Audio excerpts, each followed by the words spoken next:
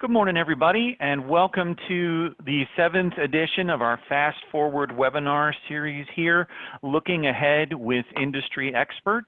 My name is Craig Hart. I'm the product manager at Infinity Workforce Solutions, and we're very happy to have you with us today. We're very excited about what we're going to talk about today because it's a little bit different than traditionally how we approach these. And it really came about as a conversation that we were having with some new organizations that were looking at safety training. They had challenges that they were trying to surmount within their organizations. They understood the value of safety training. They wanted it. They're the ones that had gone through the most recent audit or dealt with a recent accident. They wanted to make sure that that didn't happen again or put in steps to prevent it. But they were having a hard time with getting the ownership on board, or they had ownership on board, or the ownership said, hey, you have to have these other departments in line for this to be a winner for us. And also they were having challenges getting their drivers to participate. They were scared that their drivers would push back if they were asked to do anything additional when it came to safety training. And I know for some of the people on this call today, it's gotten to the point where it's so bad that there are people within your organization that say, hey, there's nobody out there in trucking that does this. And that's just not true. There are people that have put in place very successful safety programs that have managed to get the buy-in of all these different groups to make their program a success. And we felt it would be very helpful for those of you competing against that pushback to hear some of those folks today, listen to them, let them share the things that worked for their organizations, that elevated their safety program. And without further ado, I wanted to introduce our panelists today. First on the call, we have Bryce Allickson, who is the Safety and Compliance Coordinator with Magnum Limited out of Fargo, North Dakota. We also have Larry Finley, who is the Environmental Health and Safety Manager of White Arrow LLC out of the Los Angeles area. And last and certainly not least is Jonathan Richardson, the Director of Corporate Training with Martin Transport out of Kilgore, Texas. Thank you all for being on the call today, everybody. Thank you. Yeah, thank you. Good morning. Awesome. Well, I'd like to help set the stage a little bit for our audience and give you guys just a couple minutes, starting with Bryce, just to talk a little bit about Magnum, just to let people know who they are, what you guys do, what you all haul, how big you are, and where you operate. Sure. Well, my name is Bryce Allickson. I'm the Safety and Compliance Manager at Magnum. We are based out of Fargo, North Dakota. Just a little bit about our company. So we have 5 different divisions within our company. We have an LTD company, which is our over-the-road. We have right around 250 drivers within that company. Our LTL, which is less than truckload, is our local and regional division. Right around 300 drivers, maybe 800 to 100 freight handlers. We're mostly based out of Minnesota, North Dakota, South Dakota, Iowa, Nebraska, and Montana. We also have a dedicated division, which only hauls for certain companies. Right around 100 drivers. We have 4 warehouses where we also have about 100 employees employed, and then we have a logistics division as well.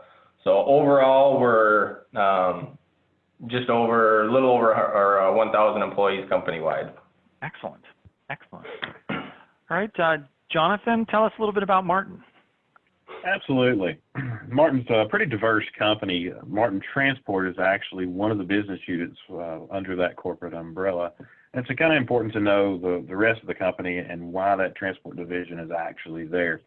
Martin is comprised of businesses from coast to coast, from California to Florida and as far north as Omaha. And our expertise really is in chemical and petroleum. So we have refineries and we have fertilizer facilities and everything in between.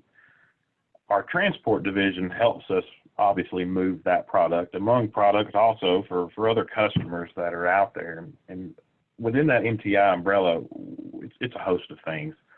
Molten sulfur is one of the things that we do along the Gulf Coast, of course, that fertilizer, anhydrous acid, a host of petroleum products, you name it. So if it's a If it's a hazmat type load, petroleum, chemical, that's where we're at. Gotcha. Excellent. All right. And then Larry, tell us about White Arrow. Yeah, White Arrow is based out of California. We actually in Illinois area, New York, New Jersey, Portland, Oregon area, Massachusetts, and East Coast to West Coast. We actually haul produce and dry commodities. We're over 100 drivers. We have warehousing in 5 locations, states that we deal with. And basically, I'm out of California, so I run the show from here to the East Coast. Excellent. So, awesome. All right. Well, I know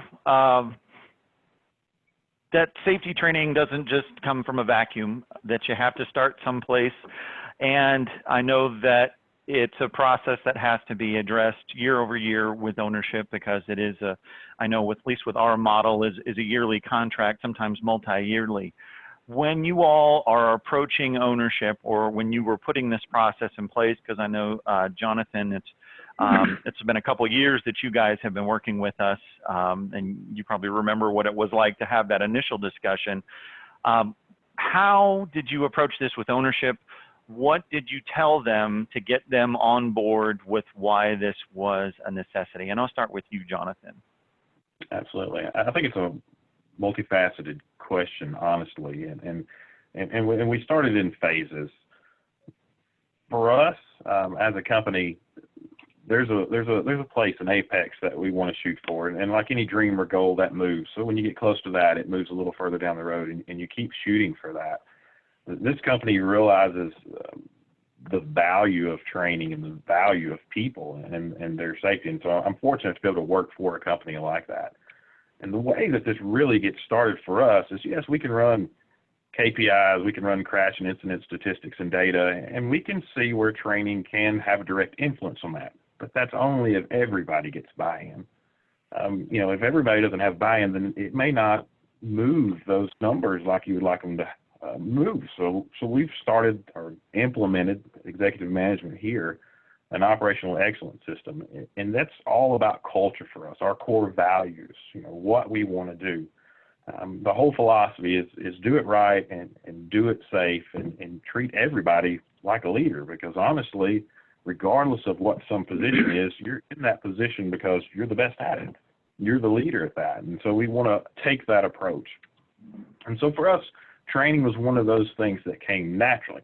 To drill down on that, the problem that we ran into is, by nature, MTI, the transport side, has employees, has drivers, and they have their mechanics, and those people in those shop areas are pretty easy to be able to train. But from the transportation only side, as far as the drivers are concerned, they're very transient. We were trying to catch up with these people and provide training from an instructor-led type methodology. Even with the instructors that we had on staff, multiple, it was very difficult to do that.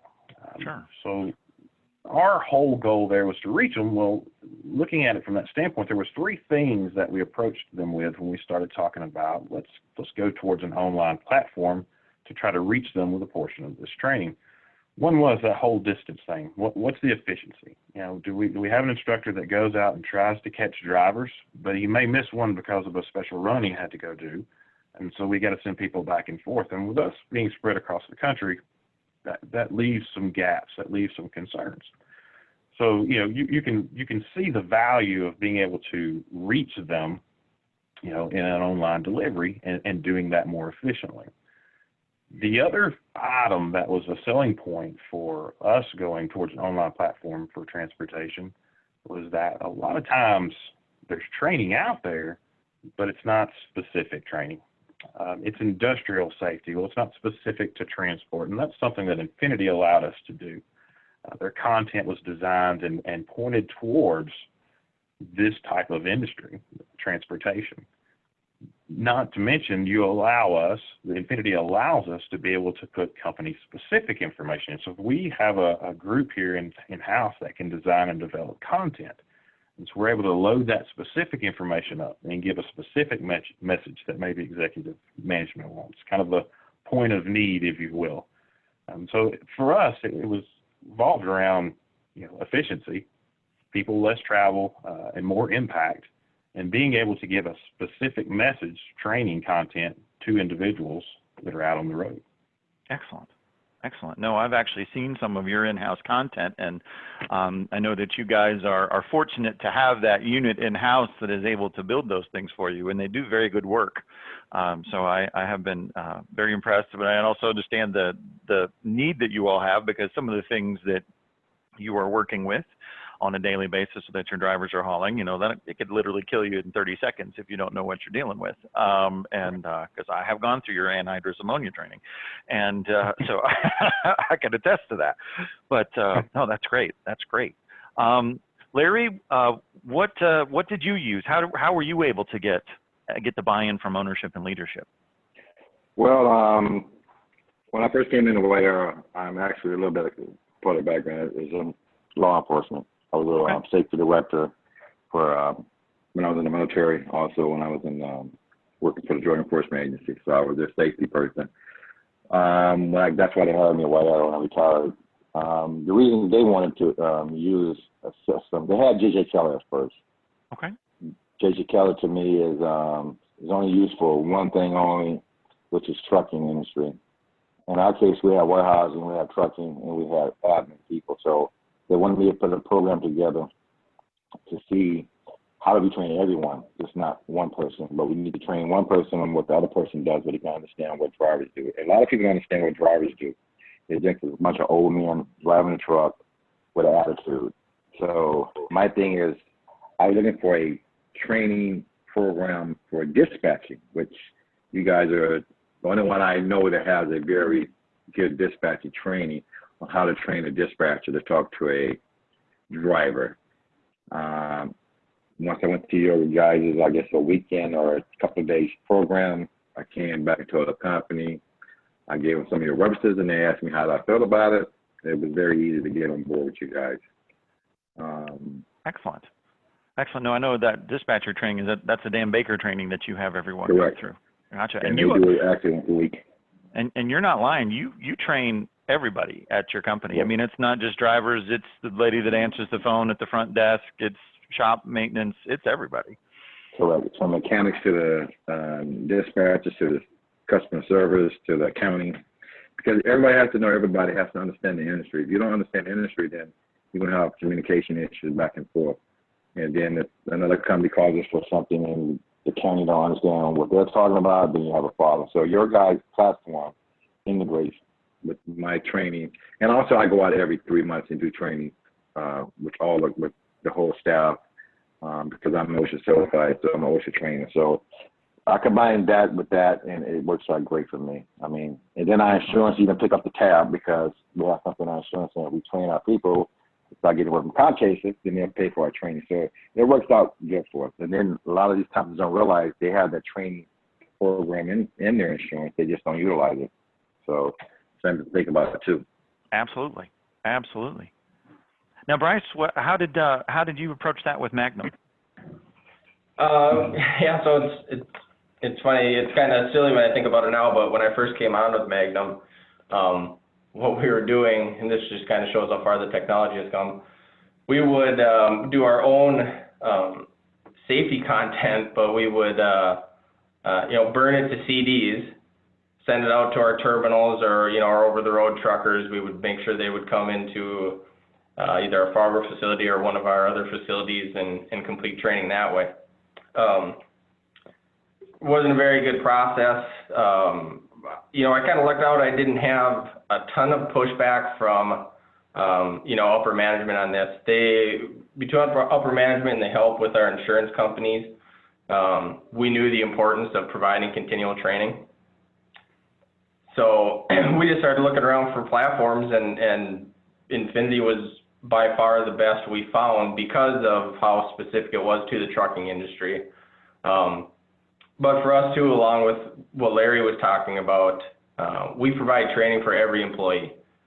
So Infinity also helps, we can upload our own content, PDFs. If I find a PDF I think everybody should be reading or looking at, we're able to upload that, and everybody's gets some sort of content. It's not going to be the same for everybody, but we're able to get in front of everybody with continual training.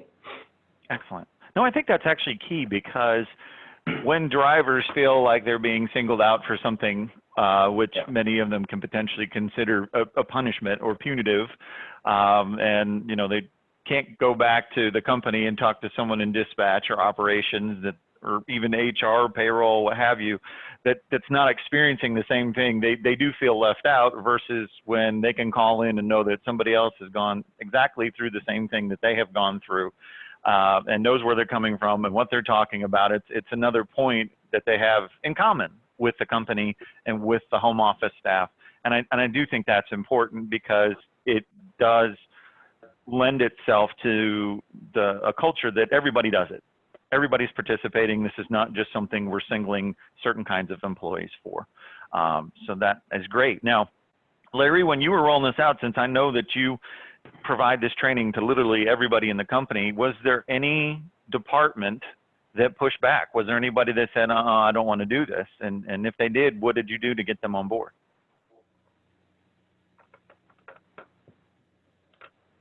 Larry, you still there? I think we may have lost Larry. All right, I'll kick it to you, Bryce. For those folks, since you do train everyone, was there anybody that's... Sorry about that. I was on Oh, mute. okay.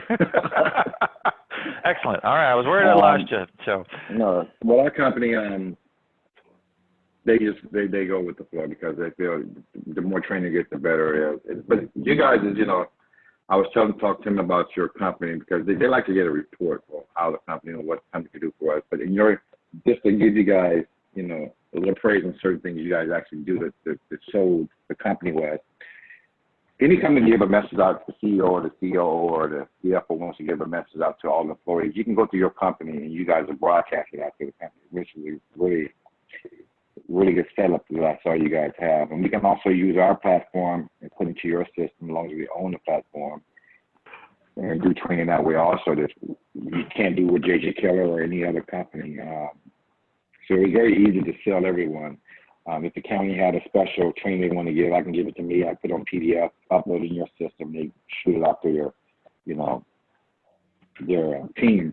Also with the COVID thing, we can shoot out messages to get to everyone. Even though we may email everyone, but everybody does their monthly training, they get a double wrap, and they can understand what we're trying to do for COVID. So your guys, the main thing I really like about your company now is not that training, because the training is excellent and it integrates with our system, but it's your customer service.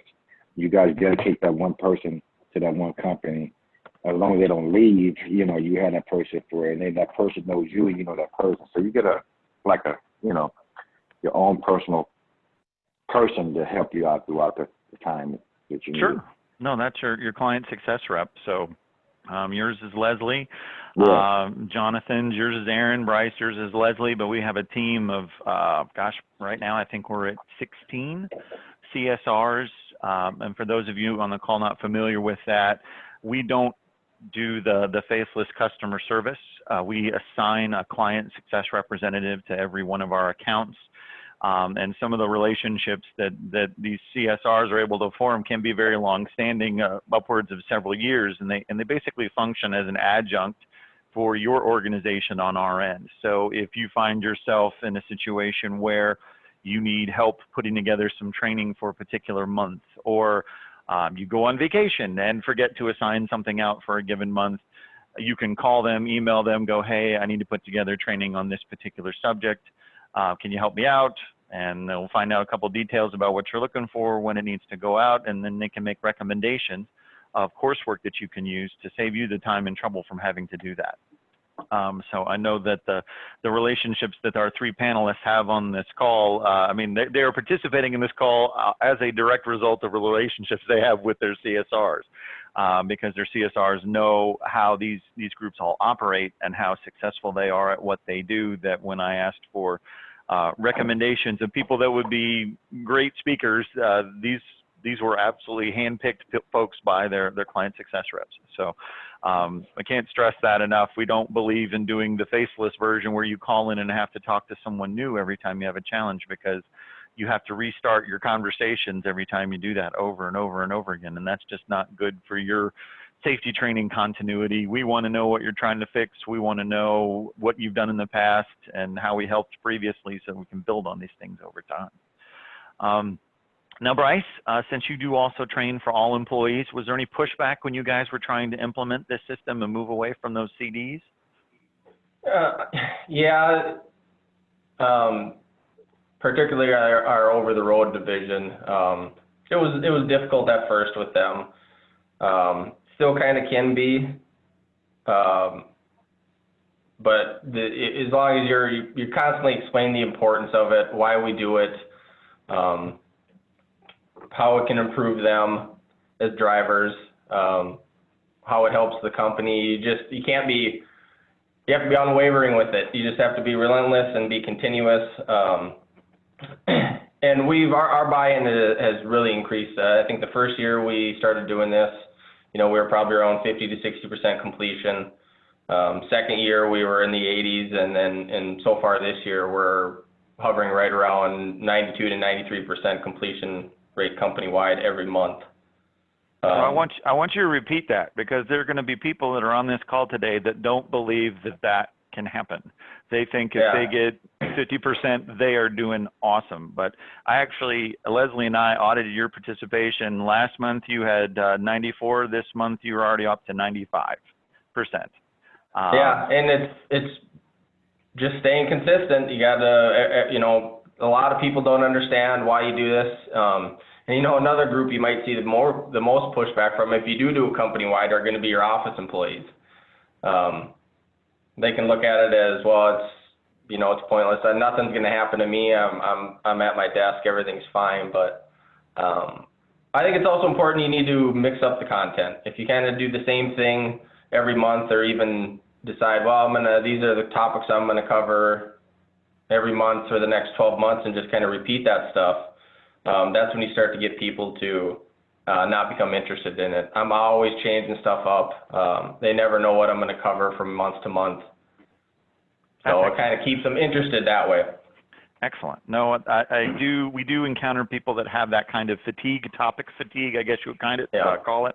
And that is one of the things that we're constantly having to work against internally, putting out new content, different ways to say the same information, because the information is still valid. It's just, how can we talk about speeding and speed management in a way that doesn't become a droning voice in the background that they still pay attention to. So, Jonathan, when you were implementing this, was there anyone internally, department-wise, that was not on board, or that you had to get buy-in? I know sometimes people have challenges with HR, challenges with groups that think, well, hey, this is not the way that we've always done it. We want to continue doing it how we are, our same patterns, because that's what we're comfortable with. I didn't know if you had any experience with that. I wouldn't call them challenges. There was lots of questions, concerns about delivery, and with drivers, the whole hours of service. How are they going to do it? And not exceed this, the way we count things time-wise. But the beautiful thing here was, with the whole micro-learning content, that fear kind of goes away. We're throwing those short segments out there, those key points we want to make impact with, and it's not eating into a lot of time. So with that delivery, MTI Martin Transport was the last business unit that we brought on to training. The industrials, they do industrial training too, but the reason this one was the last is because, normally those online deliveries are somewhere between, 30 minutes to 60 minutes, those training segments. It's just not conducive to the atmosphere that the driver is working within. So micro-learning was one of those sway points. That was really the concerns that they had. It was time of training, how long is it going to take, how do we deliver that and break it up. So that was the fix for that solution, or for that issue. Excellent. Now, so we've talked about ownership. How do we get the person that signs the check on board? We've talked about how do we get all the additional stakeholders on board within an organization. Your HR, your business services, your shop, your maintenance, getting everybody to participate. And then, of course, last but not least is drivers. Drivers are the group that is the end user, the recipient of all this training, and they tend to be conservative, not in a political sense, but in a sense that they don't like change. They are adverse to sometimes things that are new or are forced upon them. But they're also the group that is the highest risk because they're the ones behind the wheel in the equipment is traveling along.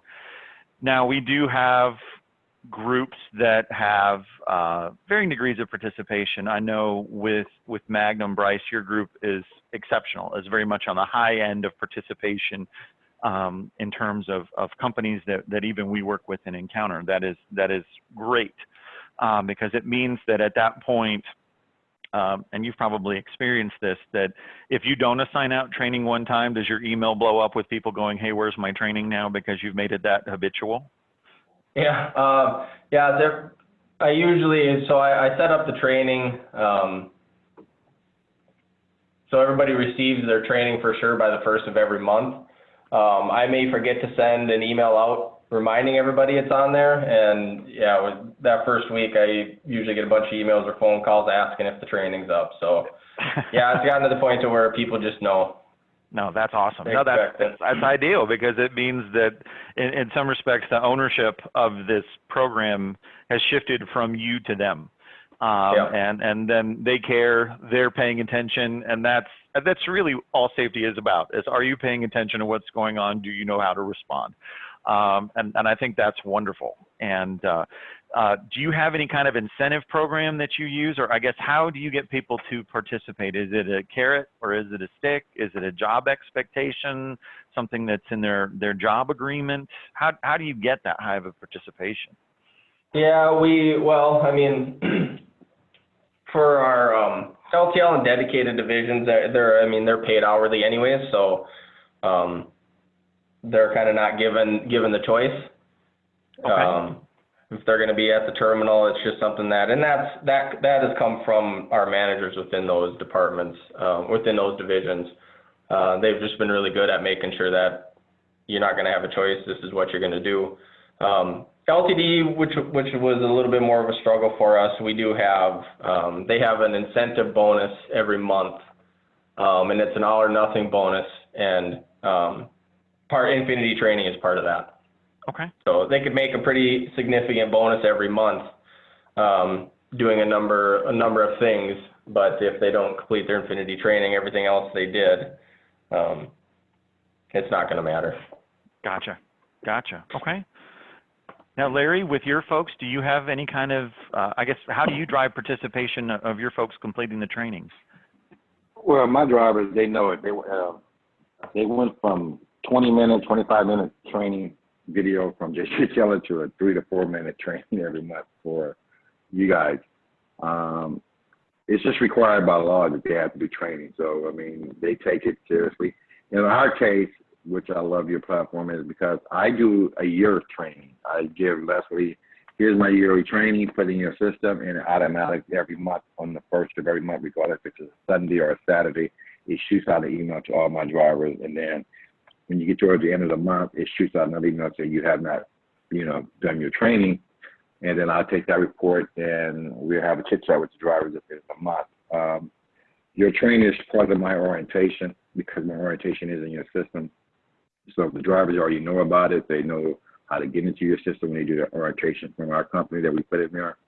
And they know they get training once a month. So they love it because it went from 45 minutes, 25-minute videos to 3 to 4 minute videos. You do them sitting at a terminal waiting on a delivery or pickup or a drop off. So I don't have too much of a issue, I think only one I have an issue with sometimes is the executives, the CEO and the CEO, well, the CEO is pretty good. He does the training with the dispatchers. He does the training with the drivers. So, but sometimes my CEO or my vice president, they have a tendency of forgetting, and they get written up just like everyone else. So, nice. They share their blame. So everybody works together on it. So, like I said, but it's introduced at the beginning of orientation, which is great because that way you don't have to worry about anything. Just tell us, this is what I got, who's the orientation, boom, she takes care of it. I'm done. No, I love that because they can't say, oh, I've never done this before because they did it in orientation. You set the table already for what they can expect, and they can't push back on that now. So that's also. Plus, we do yearly training, so the yearly training is good because certain months of the year we have to do, like, for trucking, trafficking now kind of came out that we have to do. So all that's set up for every month. Some months you may have 2 or 3 videos you have to do. Some months you may just have one. But it's set up in a year in advance, and every year we have the same training in a particular month that we have to do by law. And then we switch out the other stuff too. Even with the mechanics and the warehouse personnel, and also the mechanics, you have an HR tab in there too that we use for HR. So, like I said, I don't have to worry about thinking, oh, did I train out the training this month? It's done yearly. Unless he has it, he shoots it out. I'm done. I can have all times or whatever for that whole year because I know that the training is already done, so I can work on something else. So it's a big help.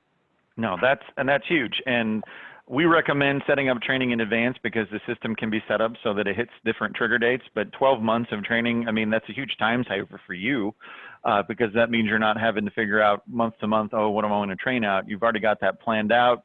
The content's already been selected, and then it just kicks off automatically in the system. So that's great. That's great. Yeah. All right. Now, Jonathan, comes to you on drivers. So what kind of, I guess, how do you drive buy-in there at Martin? How do you get people to participate? Obviously, there's the seriousness of some of what they're hauling contributes to their desire to participate, I'm sure. But I know that you definitely get a lot of buy-in as well.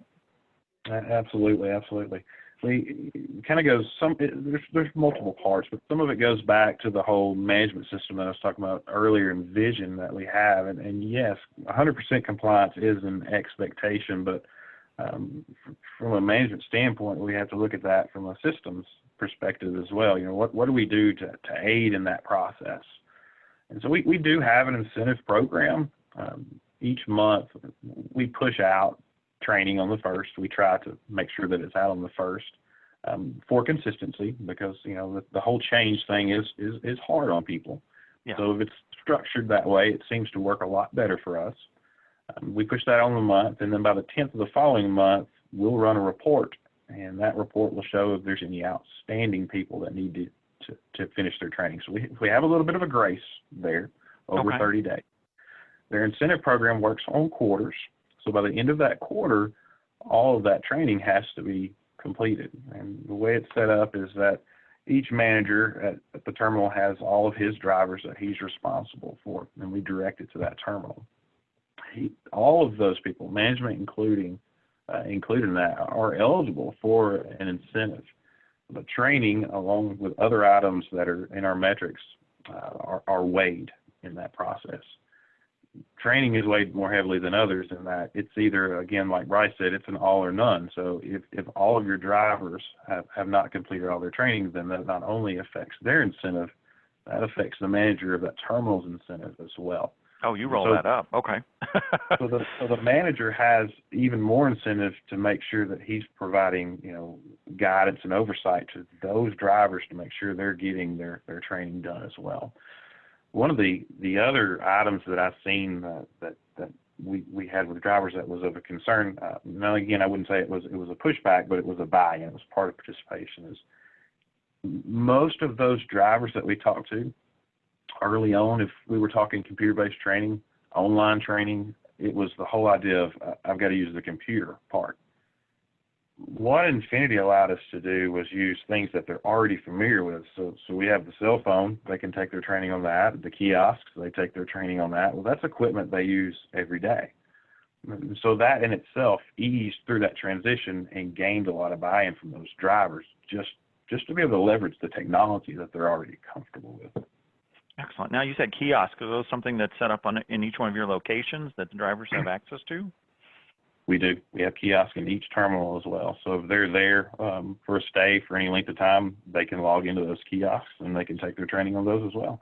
Excellent. Excellent. Now, just kind of throw this out to the panel. I know some folks have the training assigned out and it's viewable on their ELDs. Do any of you have drivers that view their training on ELD?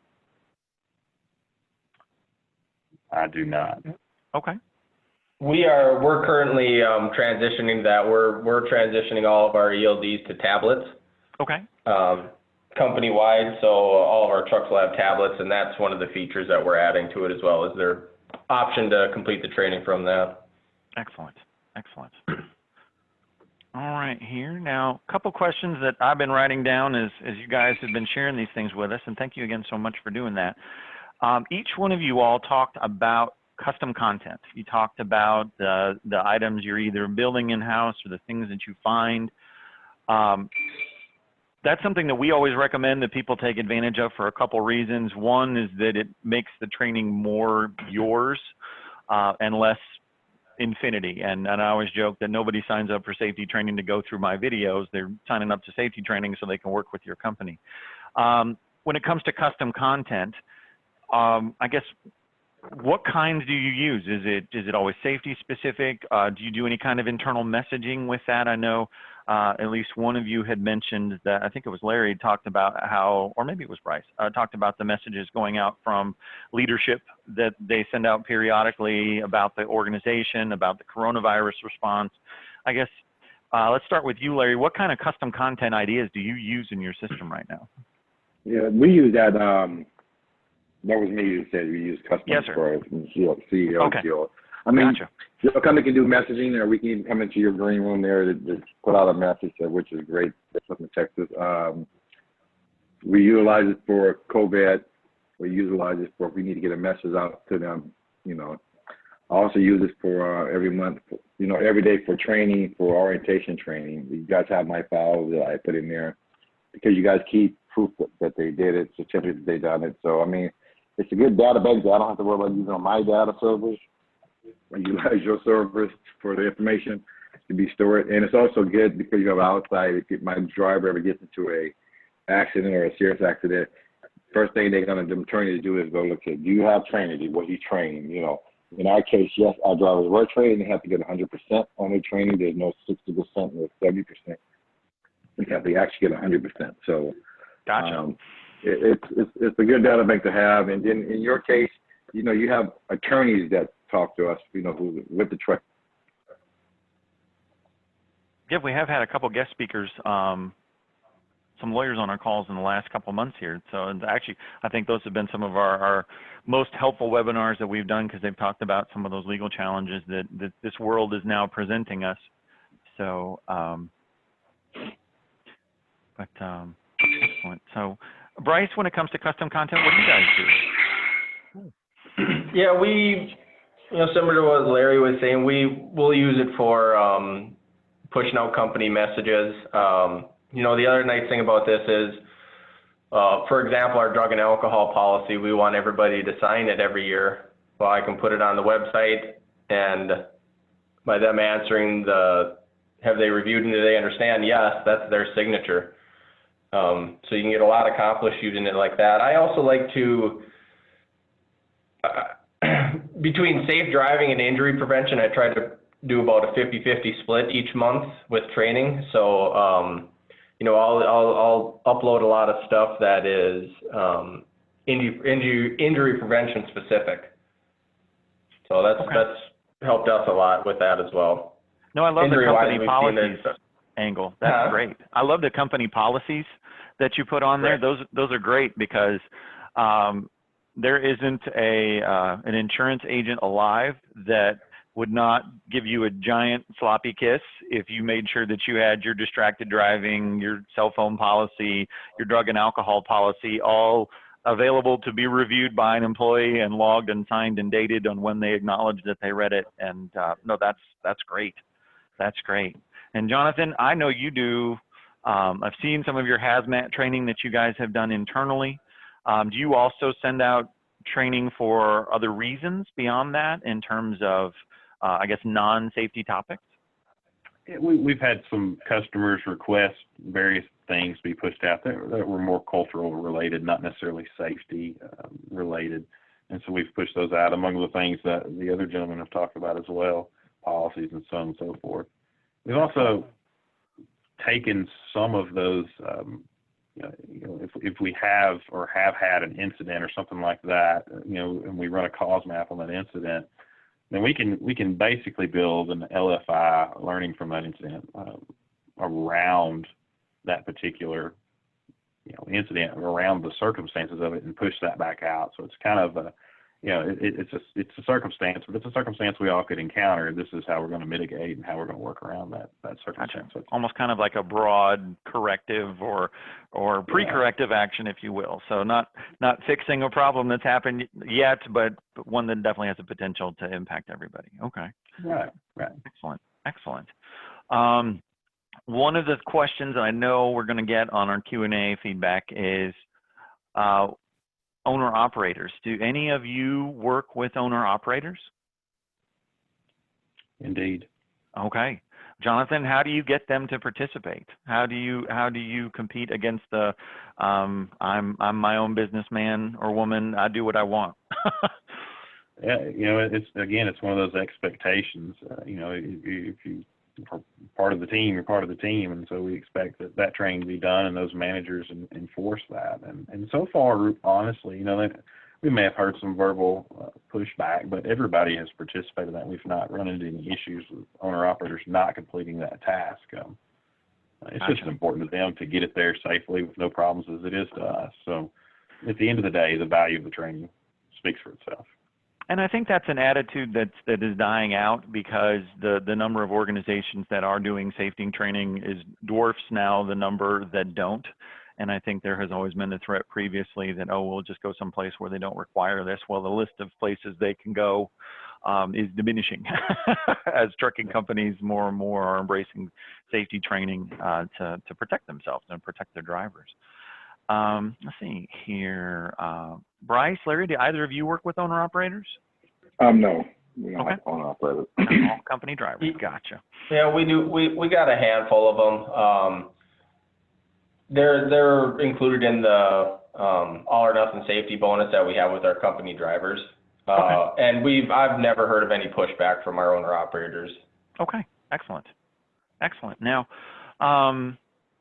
Larry, I know you've shared a little bit about what you do every month, because you've got your new hire orientation for anybody walking in the door. You're having monthly training go out every month, 12 months a year, and typically you usually sign out with those monthly assignments, 2 or 3 videos. I know you like that they're short. Do you have like a time frame that you look in for monthly training? Is it like, hey, I want to do 15 minutes total or 10 minutes total?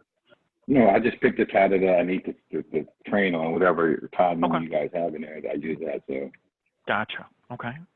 And then Bryce, I know that you're doing monthly training as well. And then you also do corrective action, so that when there are challenges, tickets, violations that come up, you're able to assign out individualized training to specific drivers to address those issues. Do you have a system put in place for how you manage that? Not necessarily. I mean, it's just kind of the teamwork of the safety department. We have people who, work with our forward-facing cameras who are going to identify unsafe drivers. We have our claims department that's going to work with crashes or with injuries. So we don't have anything set in stone. It's just kind of each case is going to be different. Not every crash is going to be the same. What led up to it, what happened during it. So it's just kind of more of a feel once we get to talk to an individual, what we feel they should be provided with after that. Gotcha. Okay. And then Jonathan, I know you guys do quarterly training like clockwork on the safety side. I know it's specific to various kinds of chemicals that you guys are hauling right there. So that's all great stuff. Do you typically have like an amount of content that you shoot for when you're doing that quarterly training? What we have is a matrix out there that says, in this time frame, we have to cover these topics. Either that's regulatorily driven or customer driven, or we've seen a deficiency in house and we drive it ourselves. And so we try to say, hey, this month we want. It's kind of weird. We do quarterly training, but we break it down by month. So, in this month, we want to cover these particular topics. And those topics may be geared towards the driver, the manager, so on and so forth, mechanic in the shop.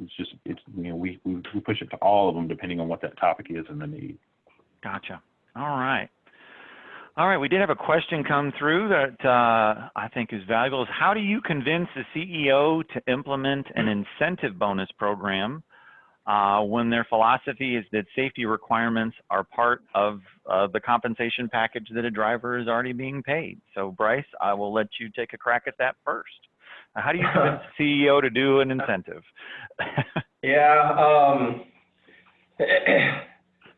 this probably won't be a good answer, or I'm not going to be able to answer it very well. So it's, you know, part of what I talked about earlier with our LTL and dedicated divisions, the management is, you know, come out and said, you're going to do it. So it's just, it's expected of the drivers, or it's expected of all those employees to just get it done because that's part of their job. And that, Gotcha. but with over the road, the reason we moved to that is because we were having, we were struggling a little bit with getting full participation with our over the road drivers. So you just have to try to come up with different ideas.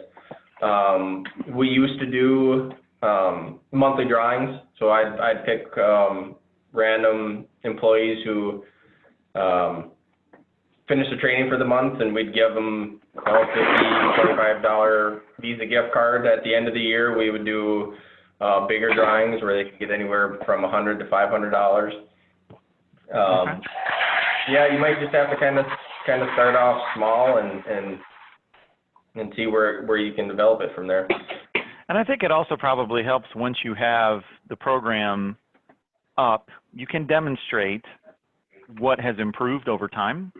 And most improvements in safety for trucking do have a dollar amount attached to them. I mean, anything that you don't have to repair or replace, any time you don't have to end up in court, I mean, all of that is financial. All of that is things that count against a bottom line. I know that we talk about ROI calculators when we are talking to prospective clients. We're trying to figure out, okay, what's your key pain point, and then how can we help you address that? So at the end of the year, you go, okay, we were trying to solve for accidents. We've reduced our number of accidents by this many, and it saved us this amount of dollars.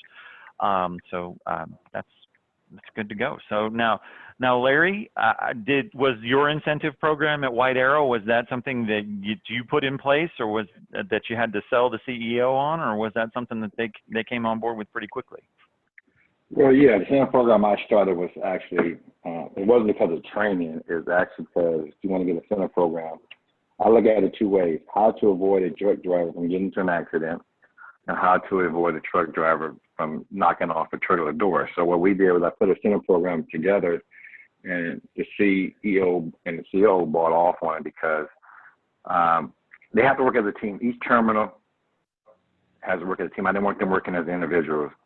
So if it's time, if they have no incidents that month, then each team make a certain bonus amount for that, and they can get it either 12 times a year, or they can get it once a year and have accidents the rest of the year. Once I implement that, I think I went down maybe one incident every other month from all the terminals, which turned out to be good and saved us a whole lot of money. Gotcha. So I saw the money that came in that we kept, that we normally used, and ran a report from it was like maybe $80,000 a year for accidents or trailer doors. And then when I started the program, it dropped from $80,000 a year to basically around maybe less than $25,000 a year. So it saved the owner a lot of money. So I mean, you can put different seminar programs. It depends on what issue do you have. You know, as far as training wise, though, it affects their KPI. So if they don't do the training, it deducts from the KPI. So. And I think you did a great thing there by tracking the progress as well, so that you could demonstrate, hey, this was our before result, this is our after result. This is, I think sometimes with CEOs, they can sometimes get bogged down in the, oh my gosh, this is costing me how much, this is costing me how much. But when you can show them, hey, we implemented this for real, this is a real amount of money that we spent last year on this problem, and this is the new significantly lower amount that we spent this year, then it's a no-brainer. So, yeah, they talk money, you know, CEOs. Where can I save a buck to put in my pocket? So yep. The sell them is, come out and tell me, I can save you $100,000 a year. Then they'll start listening to you. Then they'll wonder how you're going to do it. Well, the first month you're going to have to put out and show them, hey, Okay, we had no incidents in month. So last year, the same month, you had 20,000. So here, I saved you 20,000. So it goes on from that point forward. It's easy to do. You just have to be able to willing to do it. Absolutely. And then Jonathan, I'm assuming since the culture that you've been talking about on this call and the buy-in that you've had from the highest level, I'm assuming it was not a challenge to talk incentives with your CEO to drive that point home.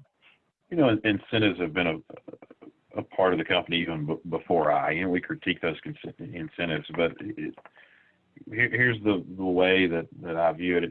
It's very hard to prove incentives can actually be economical for the company. That's difficult and be beneficial from a safety standpoint. And the way that I have in other places and would approach that here is first off, look at your turnover rate. This industry specifically has a very, very high turnover rate. Are your crashes related to those new employees? Is that where your greatest number is at? And if that is the case, incentive programs, not only do they help us with retention as far as safety information, but retention of the employee. And typically the longer tenure employees are the ones that are less incident prone. So, with that data secured, because if you go towards anybody in the C-suite, they're going to want to be able to see data and numbers and be able to justify and verify what you're showing. So that's one way you could go approach that C-suite and have some justifiable information to present. Absolutely. Absolutely. All right. Then did get another question coming in from the audience here. Thank you, all of you, for taking the time to share this information. It is greatly appreciated. Do all of you only have forward-facing event recorders? Have any of you considered inward-facing event recorders? And Jonathan, I'll go ahead and start with you on that. Do you have inward-facing cameras, outward-facing cameras on your trucks? We do not. We only have the forward-facing, and we've deliberated over that back and forth. And honestly, that's between the MTI safety person that we have that's over that part of the safety program, and I'm over training content, but I'm part of those conversations.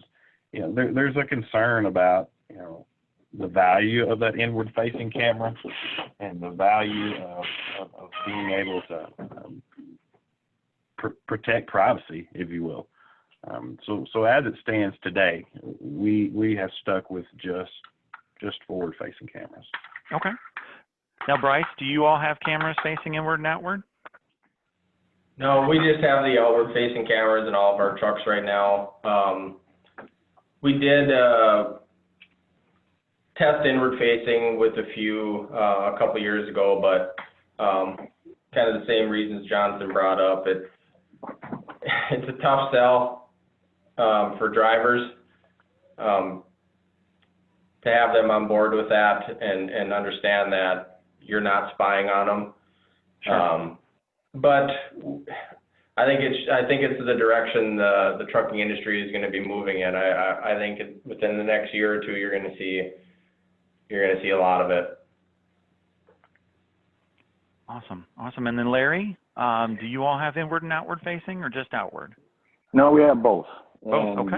The gentleman just mentioned, it will be a mandate in a few years with insurance companies because, trust me, it saves your company a lot of money. You know how many times that camera inward and outward saved us because of that? I just seen one other day.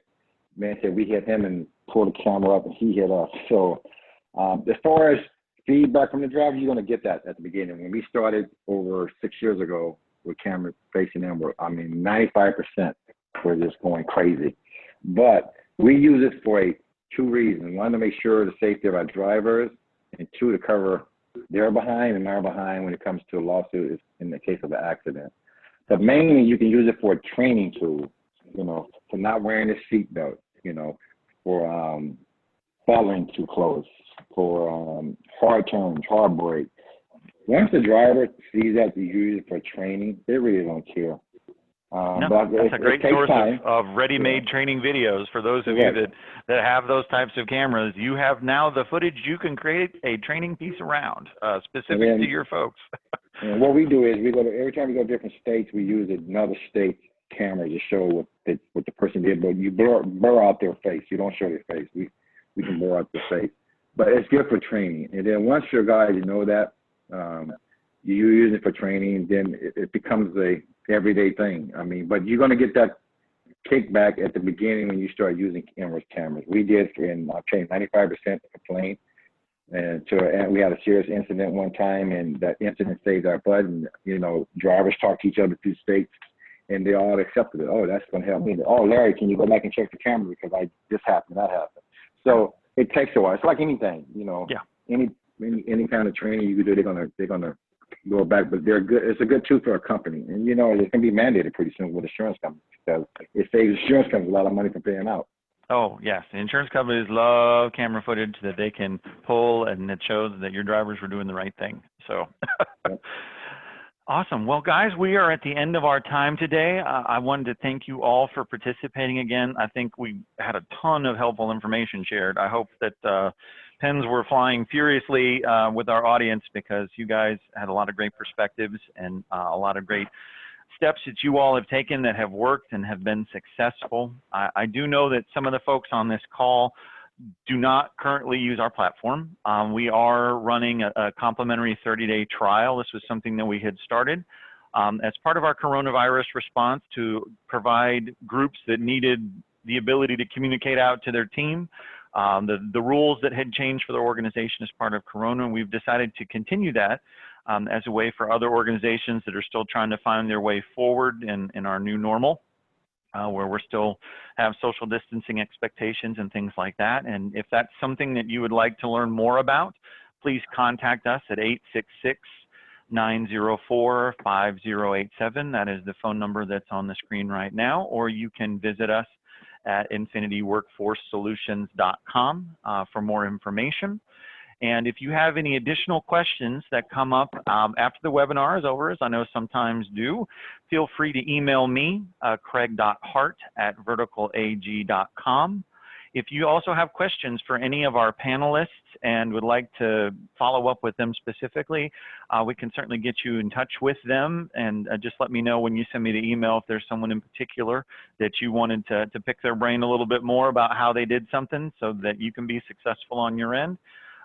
Feel free, and we'll make sure that you get connected and can get those answers that you need. But otherwise, appreciate you all joining us here today. Thank you again to our panelists, and I hope that everyone out there has a safe day. Drive safe, stay safe. That's what it's all about, folks. Thank you again.